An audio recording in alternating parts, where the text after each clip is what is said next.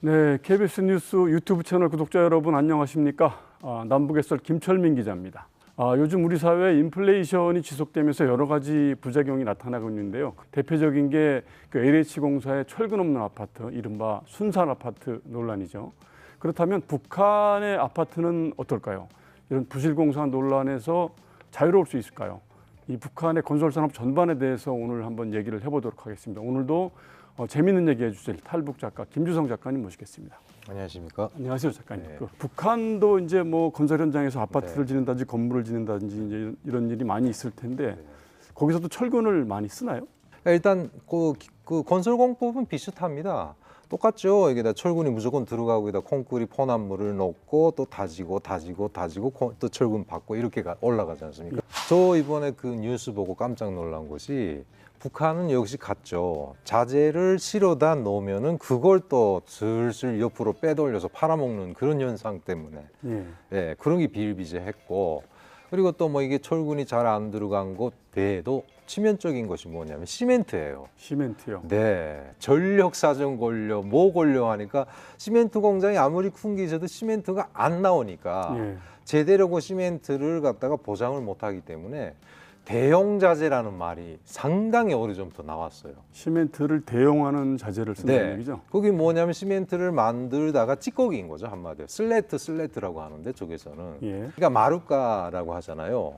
시멘트의 그 굵기를 북한에서는 마루카라고 하는데 이게 마루카라는 것이 아마 러시아어인지. 시멘트 강도를 말씀하시죠? 네네, 강도를 하는 거를 뭐 고마루카, 조마루카 뭐 이런 식으로 해서 하거든요. 근데 그 저마루카인 거예요. 그러니까 이것도 역시 그 대용 자재로 시멘트 대신에 쓰는데 이게 확실히 그 굵기라든가 모든 면에서 부족하기 때문에 건물이, 그리고 뭐 아직도 보면은 뭐 저도 기억이 나는데 일동 다세대라고 해서 1층짜리 건물인데 창고처럼 생겼죠. 단층? 예, 단층. 그거를 칸을 칸 막아가지고 다세대로 만드는 거죠. 일단 그렇게 만드는 거는 역벽을 갖다가 진흙 아시잖아요. 진흙. 빨간 흙. 거기다 옛날식으로 거기다 볏짚을 섞어서 흑벽돌 같은 거. 맞아요.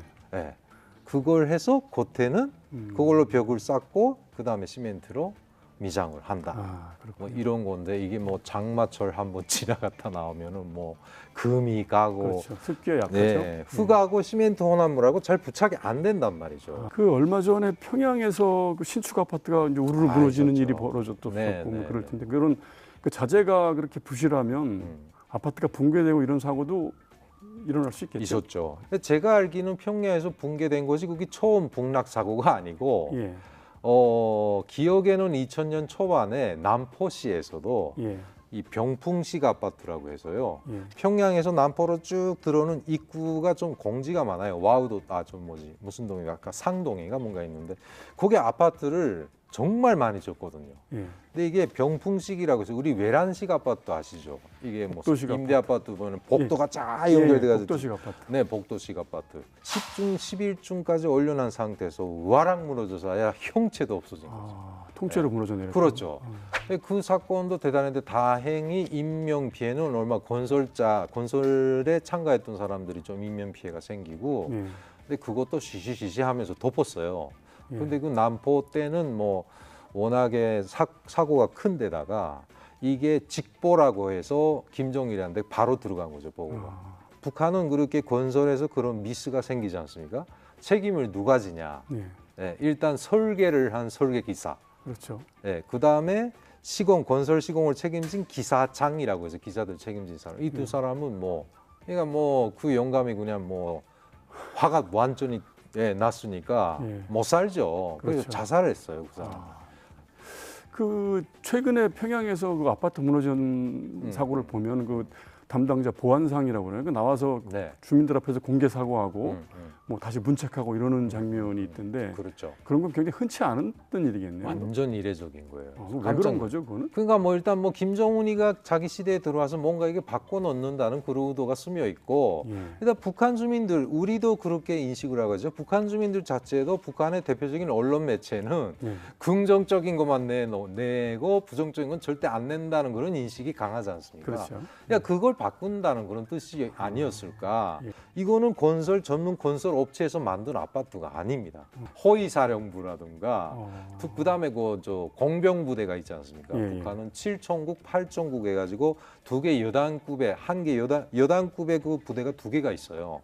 8천국은 주로 외부 건설인 거죠. 도로, 그다음에 뭐 도시 그런 조경이라든가 뭐 이런 걸 건설하는 거고, 7천국이 전문 건설을 하는 부대인데 예.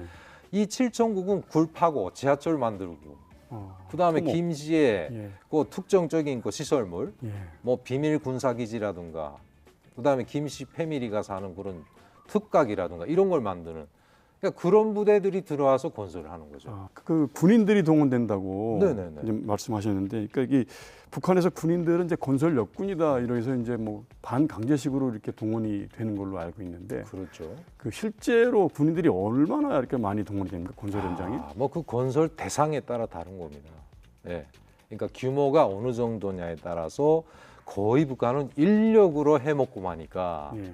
그러니까 예전에 그 금강산 댐이라고 해서 아마 기억나시는지 모르겠는데 예. 북한이 건설을 했지 않습니까? 예. 댐을. 그 건설 규모가 어마무시해요. 그러니까 전국의 군인들이 다 모인다. 뭐 거의 그냥 뭐 70만 이상이 거기 모인다고 했거든요. 그래요. 북한은 특징이 군인들하고 또 하나 동원시키는 게 대학생들이에요. 대학생들. 네.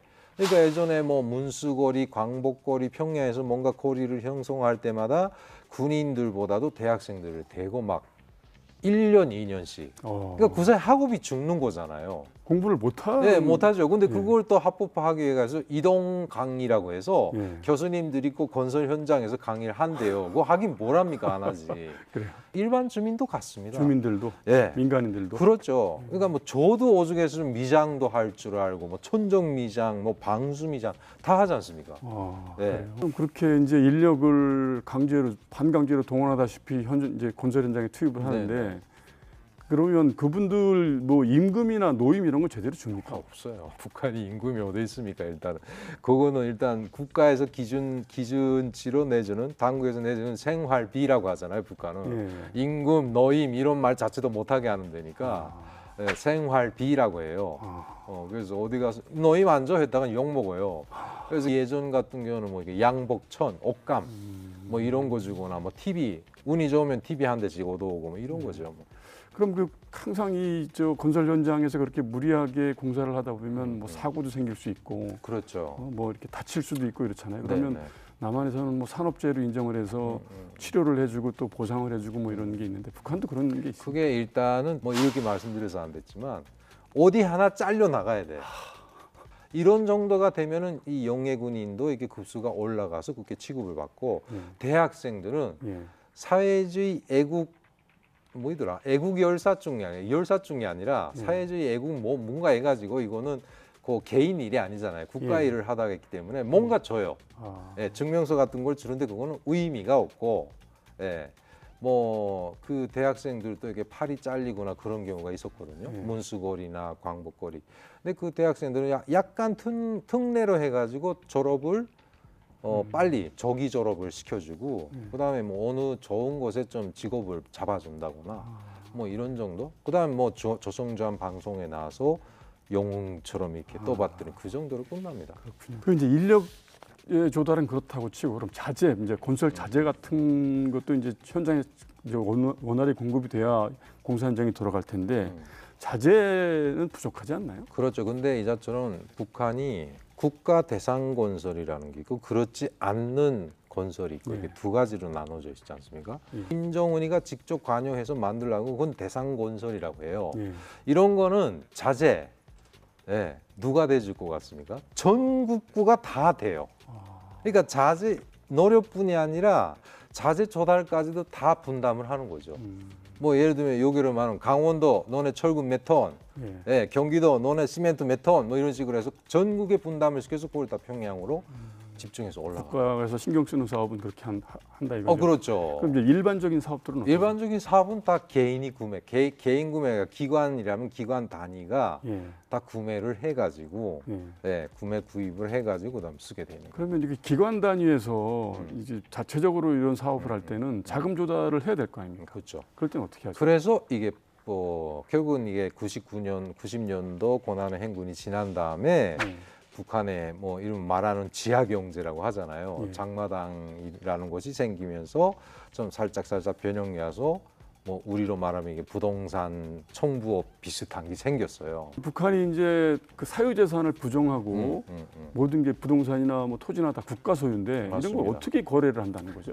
일단 그거는 맞습니다. 무조건 북한에서는 모든 주민들이 살고 있는 집은 다 국가 소유예요. 예. 개인 소유는 없습니다. 예. 그래서 모든 매집에서는 산림집 이용 허가증이라는 그런 증명서가 있어요. 자, 그렇게 해서 그럼 어쩌십니까? 우리 먹고 살아야 되니까 집 얼마 줄래? 얼마 줄게. 일단 너네 나가. 나가는 거예요. 나가는데 어떻게 하냐면 그렇게 결론이 났잖아요. 이러면 사는 사람하고 파는 사람 둘이가 아까 말한 행정기관에 있는 도시경영과라는 곳이 있어요. 예. 이게 전문 주택 관리하는 데거든요. 거기에 가서 도시경영과에서 입주하는 그런 담당자한테 예. 자, 우리 여사모사 해서 이 사람은 어디 딴 데 이사 가겠대요. 예. 이 집이 비니까 이 집 놔주세요. 그래서 뇌물을 주는 거죠. 뇌물로. 그러면 합법화 시키는 거죠, 그걸. 음. 이 사람은 이사 간다. 네. 그럼 이 빈집은 당신이 간다. 그래서 산림직 이용 허가증을 산 사람 이름으로 바꿔놓은. 거기서 이제 뇌물을 뇌물이 주고. 오고 가죠. 그러니까 이게 비합법적인 합법화가 된 거예요. 그렇군요.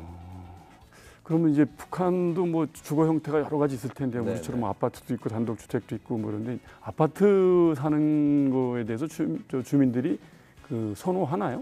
아무래도 이 점점 취향이 바뀌는데요. 한때는 다 아파트 했었어요. 예. 근데 먹고 살기 힘들고 고난행군 겪고 나니까 다시 땅집으로 가려고 하고 원인 중에 하나가 뭐냐? 텃밭이. 텃밭이 없다. 네. 그러니까 텃밭이 있으면 뭐라도 푸송기라고 해서 무슨 뭐라도 배추나 무나 뭐 파, 마늘 이런 거 심어가지고 조금 보탬이 되잖아요. 예. 선호하는 거는 단층집도 선호하는데 예. 또 어찌 보면은 도덕이 너무 많다 보니까 도둑이? 예, 도둑이. 예. 북한은 제일 만장층은 아예 누구도 안 들어가겠다는 만장층, 예, 제일 꼭대기. 꼭대기층. 예, 예. 어. 그러니까 우리로 말하는 로얄층에 누구도 안 가는 거예요. 일단 전기도 부족하지만 평양시도 같죠. 전기가 설사 온다고 해도 물이 안 올라가는 거죠. 상수도가. 그래요? 예. 그다음에 전기 때문에 엘리베이터를 제대로 못 쓰는데 평양시처럼 25층, 30층짜리 고층 건물에 30층에 살아보십시오. 어떻게 되나? 죽음이에요. 그럼 수도 물을 길어서 갖고 올라갑니까? 그렇죠. 그래서 이 북한은 대체병 고층 건물에 그러면 안 된다고 하는데 평양시도 활차를 달아가지고 도르래, 도르래. 예, 도르래 달아가지고 밑에서 물을 길어서 그다음에 쫙 당겨서 그다음에 북한은 그냥 뭐 자전거 세워놓고 뭐 살려고 돌아섰다 보면 없어진다는 게 북한이거든요. 그러니까 그래서 그 도르래 있잖아요. 예, 예. 자전거를 1층에 아빠가 와서 소리쳐요 그냥. 예, 최근에 뭐 휴대전화에서 야 아빠 왔다 그러면 그냥 줄을 쭉 내려. 도르를 내려서 예, 도로에 내려서 내 자전거에다 매달아서 묶잖아요. 올리고. 그냥 끌어올려 그러면 올려서 그걸 중간에 매달아 놓는 거예요. 그러니까 근데 평양에서는 그 미관상 안 된다고 해서 많이 통제를 하거든요. 예. 지방에 가보면 가관입니다. 그냥 아파트 10층짜리에 그냥 자전거들이 대룽대룽 매달려 있어요 밤마다. 그렇습니까? 예. 그리고 이게 북한에서는 아파트 안에서 뭐 저 돼지도 키우고 닭도 키우고 그런다는데 사실입니까? 있죠. 그럼 그러니까 어떻게- 그게 예. 돼지는 원래 북한은 옛날부터 키웠는데 돼지 우리를 밖에다 짓고 키웠어요. 예. 이것도 하룻밤 자고 나면 없어지는 거예요. 돼지 다 키워놓으면. 아, 새끼 돼지 때는 죽으라고 안 훔쳐갑니다. 다 키워놓으면 다 키워놓으면 훔쳐가는 거죠. 그러니까 거기 대표주자가 또 군인들인 거예요. 근데 거기다 쪽지를 써놓는답니다. 장군님의 군대 품으로 갑니다. 주인한테 탓하지 말라고. 뭐 이런 식. 그러니까 도둑이 너무 송하니까 결국 집안에서 키우기 시작해요. 그러면 냄새도 나고 시끄럽고 그럴 텐데 그게 가능한가요? 뭐 아파트 안에서? 관리를 잘 하시던데 의외로 돼지가 깨끗하더라고요. 그렇습니까? 주변에 아는 지인들이 하는 거 보니까 방 안에서 키우는 거는 예. 아주 새끼 때. 새끼 그냥 때. 요만할 때까지도 괜찮아요. 그 아파트 생활할 때 이 난방 문제도 굉장히 중요한데 북한 아파트들은 난방은 어떻습니까? 일단 평양시는 이 중앙난방 시스템이라고 해서 평양 화력이나 동평양 화력에서 나오는 폐수, 예. 온수잖아요. 예. 그걸 돌려요. 잡아 온수? 돌리는데, 예. 화력발전소에서는 그 도시 전체에다가 그 관을 다 묻어놨지 않습니까? 예. 이 파이프를, 온수관. 네, 온수관을. 예. 근데 이거는 겨울에 냉수라도 흘리지 않으면 동파 나서 다 파괴된대요. 그렇죠. 평양 화력에서는 어쩔 수 없이 찬물을 흐르게 하니까 평양시 아파트는 겨울 엄동설 안에 온수가 해야 되는데 냉수가 오는 거죠. 그러니까 더 춥잖아요. 그러니까 체감 온도랄까 방안 온도가 아무튼 11도, 12도입니다. 우리 아파트 생활에 이제 가장 큰 문제가 이 층간 소음, 뭐 이제 아니면 이제 그 벽간 소음 이런 게 이제 문제인데 북한도 그런 게 있나요? 참 이렇게 말하면 어떻게 생각할지 모르겠는데 층간소음은 소음에 대해서는 북한 사람들은 전혀 그냥 신경을 안 써요. 근데 예. 벽간 소음이라는 게 있거든요. 그렇죠. 옆집에서 나는. 네. 비밀이 너무 없어요. 그러면 좀 민망하고 그러지 않을까요? 완전 민망하죠. 그 최근에 그 평양 그 전경을 보면 이제 북한 매체들에서 나오는 뉴스 같은 거 볼 때 뭐 만경제구역이라든지 여명거리라든지 이런 데 보면 네네. 굉장히 고층 아파트들이 그렇죠. 이제 질비하게 들어서서 뭐 탈북자분들께서 뭐 평해튼이라고도 하고 뭐 이런다는데 그런 데는 어떤 사람들이 들어가서 살고 있나요? 일단은 대체 보면은 입주 비율을 보면 간부들이 더 많죠. 잘 살거나. 단간부들. 예. 근데 특징은 그런 아파트들은 원래 노동자들인 경우는 그게 살아봤자인 거예요. 수준 차이가 너무 나잖아요. 그렇죠. 그리고 아무리 그렇다고 해도 단칸짜리 살던 사람이 3칸, 4칸짜리 그런 고급한 데 가게 되면 그 도배도 제대로 못 합니다. 도배 같은 건 자기가 알아서 해야 되는데 그래요? 주변에 다 잘 살지 않습니까? 예. 그러니까 또 잘 사는 놈들은 또 자기네 그 내부 비밀, 사생활이 새어나갈까 봐 그런데 노동자들이 사는 것도 싫어해요 또.